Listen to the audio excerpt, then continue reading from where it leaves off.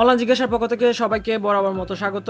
এই ভিডিওতে আমি দেখাবো কিভাবে আপনারা এসএসসি বা ইন্টারমিডিয়েট কলেজগুলোতে ভর্তির জন্য আবেদন করবেন। তো আবেদন করার জন্য প্রথমে আপনাদেরকে xiclassadmission.com.bd এই ওয়েবসাইটটিতে যেতে হবে। যাওয়ার পর আপনারা এরকম একটা ইন্টারফেস দেখতে পারবেন, যে ইন্টারফেসে আপনাদের বাম পাশে বিভিন্ন ধরনের অপশন থাকবে বা মেনু থাকবে। এগুলোতে ক্লিক করে আপনারা বিভিন্ন জায়গায় যেতে পারবেন। তো প্রথম পাতা আসার পর আপনারা এরকম একটা ইন্টারফেস দেখতে পারবেন, যেখানে লগ ইন এবং সাইন আপ দুটি অপশন দেখতে পারবেন। এই লগ ইন এবং সাইন আপ বাটনে ক্লিক করে আপনারা পরবর্তী ধাপ অগ্রসর হতে পারবেন। যদি প্রথমেই আপনি এই ওয়েবসাইটে এসে থাকেন এবং তার আগে যদি আপনি সাইন আপ করে না থাকেন, তাহলে হচ্ছে একজন স্টুডেন্ট হিসাবে আপনাকে প্রথমে সাইন আপ করতে হবে। তো সাইন আপ করার জন্য আপনাকে প্রথমে এই বাটনটিতে ক্লিক করতে হবে। এই বাটনটিতে ক্লিক করার পর আপনাদেরকে এরকম একটা ইন্টারফেসের এরকম একটা অংশে নিয়ে যাবে, যেখানে বিভিন্ন অংশ থাকবে। আমি একটু পুরোপুরি দেখিয়ে দিচ্ছি। তো ফার্স্ট অফ অল হচ্ছে শিক্ষার্থীর ধরন নির্বাচন করতে হবে, অর্থাৎ আপনি কোন বোর্ডের শিক্ষার্থী সেটি সিলেক্ট করতে হবে। তো বোর্ডগুলোর মধ্যে থাকতে পারে board student, Bangladesh open university student, equivalent certificate holder. তো আপনি যেহেতু সাধারণ বোর্ডের স্টুডেন্ট, সেহেতু বোর্ড স্টুডেন্ট নামে এই অপশনটিতে সিলেক্ট করবেন। এবং যারা ওপেন ইউনিভার্সিটি থেকে পড়ে আসছেন, এসএসসি কমপ্লিট করে আসছেন, তারা ওপেন ইউনিভার্সিটি এই অপশনটিতে ক্লিক করবেন। এবং যারা ওপেন ইউনিভার্সিটি এবং বোর্ড স্টুডেন্ট ছাত্রছাত্রী না, কিন্তু ইকুইভ্যালেন্ট সার্টিফিকেট হোল্ডার অর্থাৎ সমমানের এসএসসির সমমানের সার্টিফিকেট হোল্ডার, তারা এই অপশনটিতে ক্লিক করে অ্যাপ্লিকেশন প্রসেস কমপ্লিট করবে। তো আপনি প্রথমে যেহেতু বোর্ড স্টুডেন্ট, সেহেতু বোর্ড স্টুডেন্ট অপশনে ক্লিক করলে আপনাকে ফার্স্ট অফ অল এরকম একটা ইন্টারফেস দিবে। আর যদি ওপেন ইউনিভার্সিটিতে ক্লিক করেন, তাহলে আপনাকে এরকম একটা ইন্টারফেস দিবে। তো প্রথমে আমি দেখাচ্ছি কিভাবে আপনি বোর্ড স্টুডেন্ট হলে কিভাবে প্রসেস কমপ্লিট করবেন সেটি দেখাচ্ছি। সাথে সাথে ওপেন ইউনিভার্সিটির কিছু অপশন আমি দেখিয়ে দিচ্ছি। তো প্রথমে আমি দেখাচ্ছি কিভাবে আপনার বোর্ড স্টুডেন্ট হিসেবে ফর্ম ফিল আপ করবেন। তো প্রথমে বোর্ড স্টুডেন্ট হিসেবে ফর্ম ফিল আপ করতে হলে আপনাকে বোর্ড স্টুডেন্ট সিলেক্ট করতে হবে। ফার্স্ট অফ অল তো সিলেক্ট করলেন, তারপর হচ্ছে বোর্ড নির্বাচন করতে হবে। তো অর্থাৎ কোন বোর্ডের আন্ডারে আপনি এসএসসি পরীক্ষা দিয়েছেন সেটা এখানে সিলেক্ট করবেন। সিলেক্ট করার পর আপনি ফাঁসের সন দিবেন, অর্থাৎ কত সালে আপনি এসএসসি পাস করছেন। তারপর হচ্ছে রেজিস্ট্রেশন নাম্বার দিবেন, এখানে রোল নাম্বার দিবেন, দিয়ে এখানে একটা ক্যাপচা কোড আসবে। গুণ হতে পারে, ভাগ হতে পারে, অথবা সামান্য লেটার হতে পারে, সেটা আপনি এখানে এই বক্সে লিখবেন। লেখার পর আপনাকে জমা দিন এই অপশনটিতে ক্লিক করতে হবে।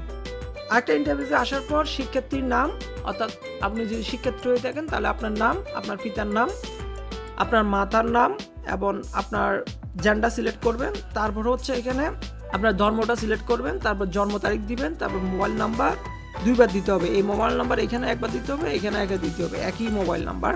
তারপর হচ্ছে জন্ম নিবন্ধন নম্বর দিতে হবে। প্রথমে বলে রাখি, মোবাইল নাম্বারটি অবশ্যই হালনাগাদ থাকতে হবে, অর্থাৎ এনআরডি দিয়ে বা জন্ম নিবন্ধন সনদ দিয়ে মোবাইল নাম্বারটা রেজিস্ট্রেশন করা থাকতে হবে। এবং এই মোবাইল নাম্বারটা এখানেও দিতে হবে, এখানেও দিতে হবে, দুই জায়গায় একই রকম মোবাইল নাম্বার দিতে হবে। এবং মোবাইল নাম্বারটি অবশ্যই একজন স্টুডেন্ট ক্ষেত্রে ব্যবহার করা যাবে, অর্থাৎ একই মোবাইল নাম্বার দিয়ে অনেকগুলো স্টুডেন্টের আবেদন করা যাবে না। অর্থাৎ একটি মোবাইল নাম্বার দিয়ে শুধুমাত্র একজন স্টুডেন্টের জন্য আবেদন করা যাবে। তো এবার জন্ম নিবন্ধন নম্বর আপনি চাইলে দিতেও পারেন, না দিতেও পারেন। তবে দিলে একটা সুবিধা হচ্ছে, আপনার যদি এই অ্যাকাউন্টটি যে এখন আপনার রেজিস্ট্রেশন করতেছেন, এই অ্যাকাউন্টটি রিকভার করতে যদি পাসওয়ার্ড এবং আইডি ভুলে যান, রিকভার করতে খুবই কাজ দিবে জন্ম নিবন্ধন নম্বরটি। তো আমি সাজেস্ট করবো জন্ম নিবন্ধন নম্বরটি আপনি দিয়ে দিবেন, না দিলেও আবেদন কমপ্লিট করা যাবে। তারপর পরবর্তী হচ্ছে জমা দিন এই অপশনটিতে ক্লিক করবেন। জমা দিন এই অপশনটিতে ক্লিক করার পর আপনার রেজিস্ট্রেশন কমপ্লিট হয়ে যাবে এবং আপনাকে একটা আইডি দিবে, যেটাকে বলা হয় ইডু আইডি বা ইডিইউআইডি। তো আমি সংক্ষেপে বলতেছি ইডু আইডি। ইডু আইডি বা ইউজার আইডি বা ইউজার নেম হিসেবে ব্যবহার করতে পারবেন ইডু আইডিটি। তো আপনার মোবাইলে একটা ওয়ান টাইম পাসওয়ার্ড যাবে, যেটা আপনার পরবর্তীতে এখানে এসে লগ ইন করার পর এটা চেঞ্জ করতে বলবে। তো আপনি চেঞ্জ করে নেবেন, অবশ্যই চেঞ্জ করে নিতে হবে।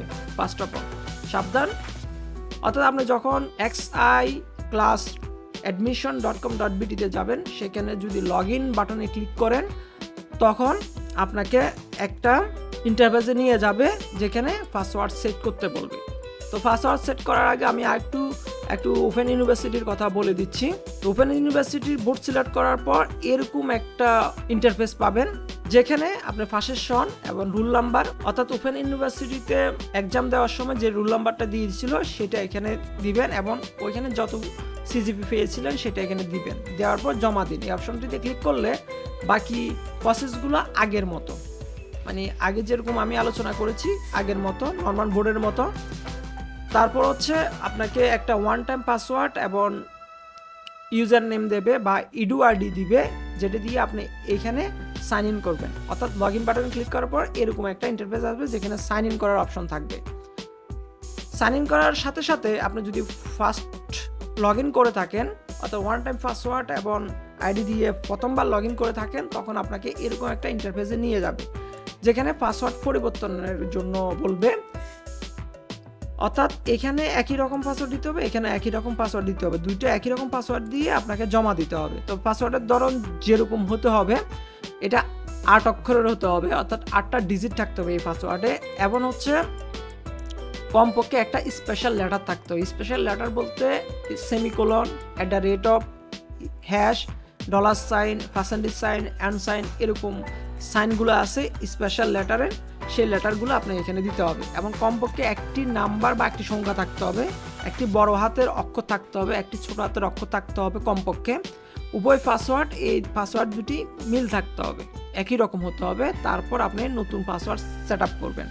এই নতুন পাসওয়ার্ড সেট আপ করার পর আপনি এই পাসওয়ার্ড লিখে রাখবেন একটা সিকিউর জায়গায়। এই পাসওয়ার্ডটা লিখে রাখবেন, যেটা হারানোর ভয় থাকে না। তবে পাসওয়ার্ড হারিয়ে গেলেও আপনি অ্যাকাউন্ট রিকোয়ার করতে পারবেন, সমস্যা নাই। কিন্তু হারিয়ে যাওয়ার পর এটা রিকোয়ার করা একটু হ্যাসেল মনে হবে। যদি আপনি জন্ম নিবন্ধন নাম্বার না দেন তখন আরও হ্যাসেল থাকবে, অর্থাৎ অ্যাকাউন্ট রিকোয়ার করতে ঝামেলা হবে। আর আবেদনজনিত সমস্যা বা আপনার রেজিস্ট্রেশনজনিত সমস্যা হলে অবশ্যই অ্যাডমিশন অথরিটিকে জানাতে হবে, যেটা হেল্পলাইন অপশনে ক্লিক করলে আপনারা পাবেন। তো এই দুটো জায়গায় আপনি নতুন পাসওয়ার্ড দিবেন, একই রকম পাসওয়ার্ড দেওয়ার পর জমা দেন অপশনে ক্লিক করবেন। ক্লিক করার পর আপনার সাথে সাথে হয়তো এরকম একটা ইন্টারফেসে চলে আসবে, অথবা এরকম ইন্টারফেসে না নিয়েও প্রথম পাতায় যেরকম লগ ইন এবং সাইন আপ সহ একটা ইন্টারফেস দেখেছিলেন, সেরকম একটা ইন্টারফেস দেখতে পাবেন, যেখানে লগ ইন করে আপনি আবার পুনরায় ইডুআইডি বা ইউজার নেম দিয়ে এবং পাসওয়ার্ড দিয়ে পুনরায় লগ ইন করলে এরকম একটা ইন্টারফেস দেখতে পারবেন, যেখানে গো টু স্টুডেন্ট ড্যাশবোর্ড এই অপশনটিতে যাওয়ার পর এরকম একটা ইন্টারফেস আপনি দেখতে পারবেন। আমার প্রোফাইল নামে একটা অপশন আছে, যেখানে গেলে এরকম অপশনগুলো আপনি দেখতে পারবেন। যেখানে যদি আমি একটু স্লাইস করি, সেখানে ব্যক্তিগত তথ্য আছে এবং এসএসসির তথ্য আছে, এবং সেখানে মেধাক্রম বিজ্ঞান, অর্থাৎ আপনি যদি বিজ্ঞান বিভাগের ছাত্র হয়ে থাকেন এরকম একটা অপশন পাবেন। যদি আপনি মানবিক বিভাগের ছাত্র হয়ে থাকেন বা ছাত্রী হয়ে থাকেন তখন মেধাক্রম মানবিক এরকম একটা অপশন আসবে। এখন সারা বাংলাদেশে এই বিভাগে কততম সিরিয়ালে আছেন, কততম মেধাক্রমে আছেন সেটি দেখাবে, এবং সকল মেধাক্রমের মধ্যে আপনি কততম আছেন সেটি দেখাবে এসএসসি পরীক্ষায়। এবং আরও কিছু অপশন সেখানে পাবেন। আমার প্রোফাইল অপশনে আবেদনের অবস্থা দেখতে পারবেন, পেমেন্টের অবস্থা দেখতে পারবেন, নির্বাচনের অবস্থা দেখতে পারবেন, অর্থাৎ আপনি কোনো কলেজে নির্বাচিত হয়েছেন কিনা বা নির্বাচন নিশ্চয়ন করেছেন কিনা সেই তথ্যগুলো আপনি এখানে পেয়ে যাবেন। আমার প্রোফাইল থেকে আসার পর কলেজ অনুসন্ধান নামে আপনি একটা অপশন পাবেন, সেখানে ক্লিক করলে এরকম কলেজ অনুসন্ধানের একটা ট্যাব আসবে, অর্থাৎ কলেজের বিভিন্ন ইনফরমেশন, সিট সংখ্যা, ভার্সন, বিভাগ, ধরন, সর্বনিম্ন জিপিএ কত চাচ্ছে, সর্বোচ্চ জিপিএ কত চাচ্ছে, এবং কতগুলো কোটা আছে, কতগুলো আসন বরাদ্দ, কোন বিভাগে কতগুলো আসন বরাদ্দ আসে সেগুলো সম্পর্কে দেখতে পাবেন। তো এই কাজটি আপনারা লগ ইন ছাড়াও xiclassadmission.com.bd তে গেলেও এরকমভাবে কলেজ অনুসন্ধান করতে পারবেন, অর্থাৎ কলেজের বিভিন্ন শিফট, ভার্সন, বিভাগ, ধরন সম্পর্কে এবং কোটা সম্পর্কে এবং হচ্ছে বরাদ্দকৃত আসন সম্পর্কে আপনি সম্পূর্ণ একটা তথ্য নিতে পারবেন। তো তথ্য নেওয়ার জন্য আপনাকে বোর্ড সিলেক্ট করতে হবে, তারপর জেলা সিলেক্ট করতে হবে, তারপর থানা সিলেক্ট করতে হবে, তারপর হচ্ছে কলেজ সিলেক্ট করতে হবে। বোর্ড, জেলা, থানা, কলেজ সিলেক্ট করার পর এরকম আপনার ইন্টারফেস দেখতে পারবেন। দেখতে পাচ্ছেন এখানে একটা বাটন আছে। তো আপনারা যদি এরকম কলাপস হয়ে যায় তখন ওপেন করার জন্য এটা যদি আপনি ক্লিক করেন তাহলে এরকম ট্যাব পাবেন, যেখানে আপনার আবেদন ফি জমা দিন এরকম একটা অপশন আছে। এখানে ক্লিক করে আপনার আবেদন ফি জমা দিতে পারবেন। তো কিভাবে প্রথমে আবেদন ফি জমা দিবেন সেটা নিয়ে আমি এখন আলোচনা করতেছি। তো আবেদন ফি জমা দেওয়ার জন্য আবেদন ফি জমা দিন এই অপশনটিতে ক্লিক করবেন। ক্লিক করার পর এরকম একটা ইন্টারফেস পাবেন, যেখানে দুটি অপশন থাকবে, একটা সোনালী ব্যাংক পেমেন্ট গেটওয়ে, আবার হচ্ছে একটা এসএল কমার্স। তো আপনারা চাইলে যে কোনো একটা গেটওয়ে দিয়ে পেমেন্টটা কমপ্লিট করতে পারবেন। তো সোনালী ব্যাংক গেটওয়েতে আপনারা যদি ক্লিক করেন বা এসএল কমার্সে ক্লিক করেন, তাহলে এরকম একটা ইন্টারফেস পাবেন, যেখানে দুটি অপশন থাকবে, দেখতে পাচ্ছেন, সোনালী ব্যাংক কার্ড, মোবাইল ব্যাংকিং। তো আপনারা সোনালী ব্যাংক হলে সোনালী ব্যাংক দিয়ে অ্যাকাউন্ট বা ওয়ালেট বা কাউন্টার দিয়ে যে কোনোভাবে আপনি অনলাইনে পেমেন্ট করতে পারবেন। তবে সোনালী ব্যাংকের অ্যাকাউন্ট দিয়ে সরাসরি অনলাইনে পেমেন্ট করা হয় বা ওয়ালেট দিয়ে অনলাইনে পেমেন্ট করা হয়। তারপর কার্ড অপশন গেলে কার্ড দিয়ে আপনি পেমেন্ট করতে পারবেন সোনালী ব্যাংকের, বা অন্য কার্ড দিয়েও আপনি পেমেন্ট করতে পারবেন। তারপর মোবাইল ব্যাংকিং, আমি এখন দেখাচ্ছি মোবাইল ব্যাংকিং দিয়ে কিভাবে আপনি অনলাইনে পেমেন্ট করবেন। তো মোবাইল ব্যাংকিং ট্যাবে ক্লিক করলে আপনারা এই অপশনগুলো পেয়ে যাবেন, বিকাশ, ওকে ওয়ালেট, রকেট, নগদ। যে কোনো একটি সিলেক্ট করে আপনি মোবাইল ব্যাংকিং মাধ্যমে পেমেন্ট কমপ্লিট করতে পারেন। তো আপনি যদি বিকাশে ক্লিক করেন, ক্লিক করার পর আপনি কনফার্ম বাটনে ক্লিক করবেন। কনফার্ম বাটনে ক্লিক করলে এরকম একটা ইন্টারফেস পাবেন। পাওয়ার পর এই অপশনটিতে ক্লিক করবেন, পে উইথ বিকাশ, ঠিক আছে, এই অপশনটি ক্লিক করবেন। ক্লিক করার পর আপনার থেকে আপনার বিকাশ নাম্বারটি চাওয়া হবে। বিকাশ নাম্বারটি দেওয়ার পর আপনি কনফার্ম বাটনে ক্লিক করবেন। তো কনফার্ম বাটনে ক্লিক করার পর আপনার মোবাইলে একটা ভেরিফিকেশন কোড পাবেন, যেটা 6 ডিজিটের ভেরিফিকেশন কোড, যেটা এখানে দিয়ে কনফার্ম বাটনে ক্লিক করতে হবে। করার পর আপনার পেমেন্ট যে সাকসেসফুলি হয়েছে সেটা দেখাবে, এবং রিডাইরেক্ট করে আবেদন জমা দিতে এগিয়ে যান। রিডাইরেক্ট করে আবেদন জমা দিতে এগিয়ে যান এই অপশনটিতে নিয়ে আসবে। নিয়ে আসার পর অনেকটা এরকম দেখাবে, ইন্টারফেসটা এরকম আসবে, যেখানে কোটা থাকবে, কলেজ নির্বাচন থাকবে। তো আপনার যদি কোটা থাকে কোটাতে সিলেক্ট করে দিবেন, এখানে অপশনটি ক্লিক করলে সিলেক্ট হয়ে যাবে।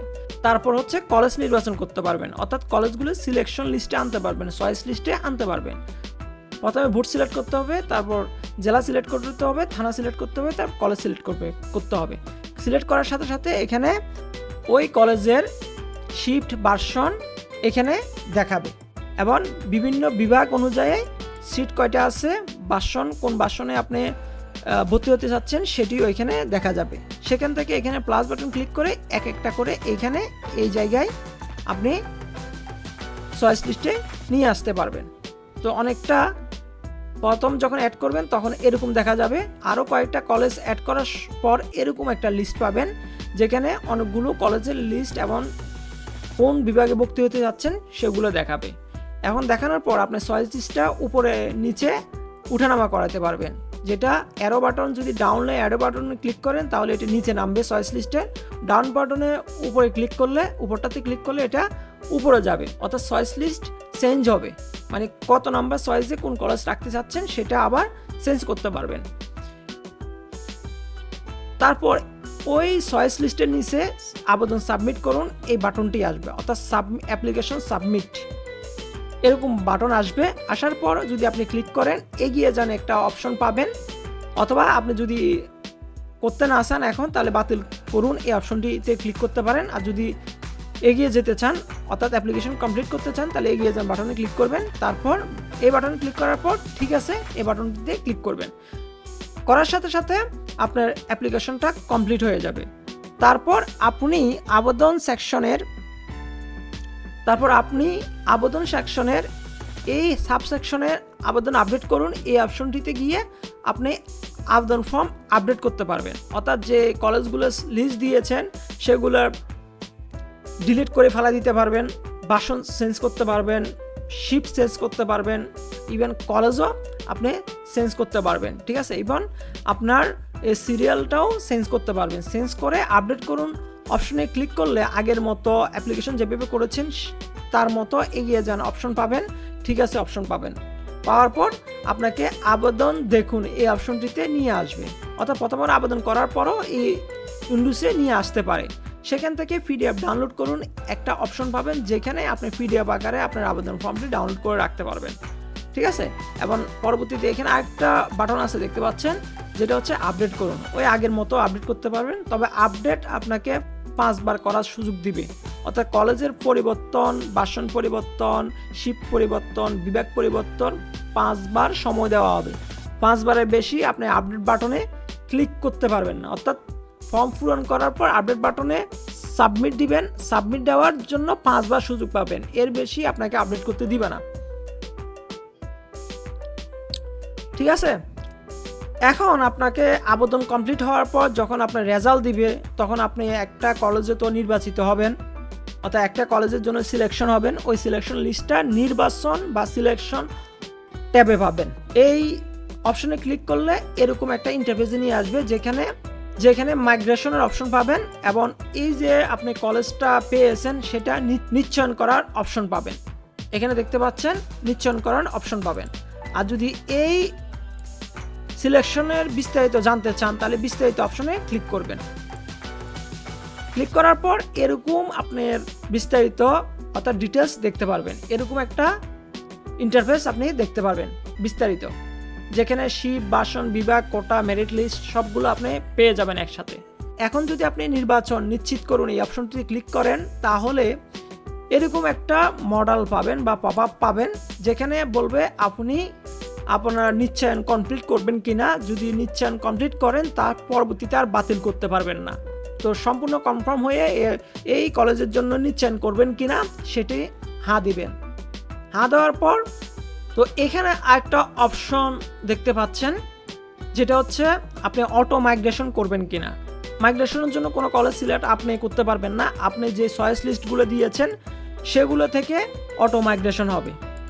তো ঠিক আছে, তো আর যদি আপনি মাইগ্রেশন করতে চান আরেকটা কলেজে, এই কলেজ চয়েস না, প্রথম চয়েস লিস্টে যদি এই কলেজ আপনি ভর্তি হতে না চান তাহলে হচ্ছে অটো মাইগ্রেশনে হ্যাঁ বাটনে ক্লিক করে দিবেন। এখানে ক্লিক করলে দেখতে পাচ্ছেন এটা অ্যাক্টিভ হয়ে যাবে, হাঁর দিকে চলে যাবে, তখন অটো মাইগ্রেশন অ্যাক্টিভ হয়ে যাবে। তো আপনি যদি ভর্তি নিশ্চয়ন না করেন, অর্থাৎ এই নির্বাচন নিশ্চয়ন না করেন, অর্থাৎ সিলেকশন নিশ্চয়ন না করেন, তাহলে আপনার পরবর্তীতে এই সিলেকশনটা বাতিল হয়ে যাবে। ঠিক আছে, তো পুনরায় আপনাকে রেজিস্ট্রেশন ফি দিয়ে পুনরায় আবেদন করতে হবে।